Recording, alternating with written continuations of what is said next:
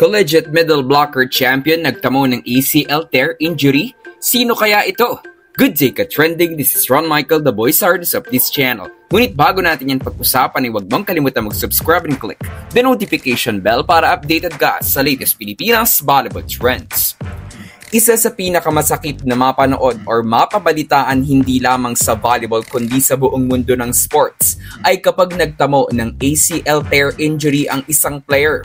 Taon ang ginugugol para makarecover physically pero mas matagal na maging 100% pagdating sa mental aspect dahil nagkakaroon ng hesitation once na muli nang maglaro ang player. Ang worst case scenario ng ACL tear injury ay kapag nagdulot ito ng pagtatapos ng sports career.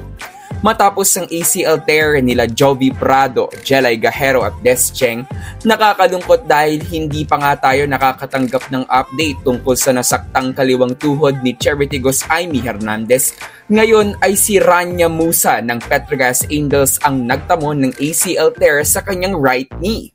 At siya ang tinutukoy nating middle blocker champion sa collegiate level. Si Rania na parte ng NCAA Season 91 Championship ng CSB Lady Blazers.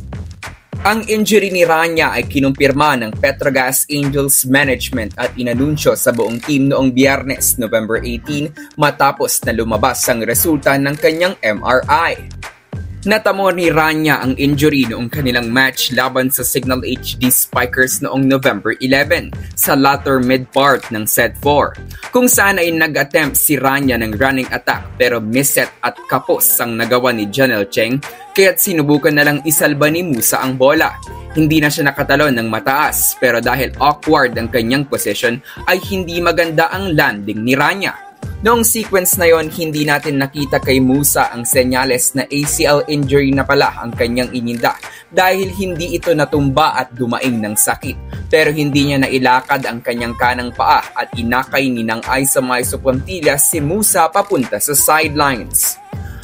Malaking role ang ginagampanan so far ni Rania Musa sa Petrogas Angels. Nagkaroon ng stable na pamalit si MJ Phillips para sa iniwan nitong middle blocker position sa starting six ng Angels. Nagkaroon na ng breakout game si Rania sa kanilang victory against F2 at evident ang kanyang strong connection with her college teammate sa CSB Janelle Cheng. Sa ngayon ay nahaharap sa 4-game losing streak ang Petrogas at isa na namang pagsubok ang kailangan nilang harapin dahil sa ACL tear injury ni Rania Musa. Nasa ika-6 na pwesto ang Angels ng ating team standings at nanganganib ng malaglag sa Final Four. Sa kabila ng mga challenges na ito ay ipinahayag naman ng Petrogas Management na bibigyan nila ng full support si Rania para sa kanyang paparating na operasyon at asahang makakatanggap din si Musa ng dekalidad na medical attention para sa kanyang recovery at comeback sa Taraflex. On behalf of the entire family of Volleyball Trending PH, we are hoping na maging successful ang operation at mapabilis ang recovery ni Rania Musa. Alam natin na she is a fighter at muli natin siyang masisilayang maglaro.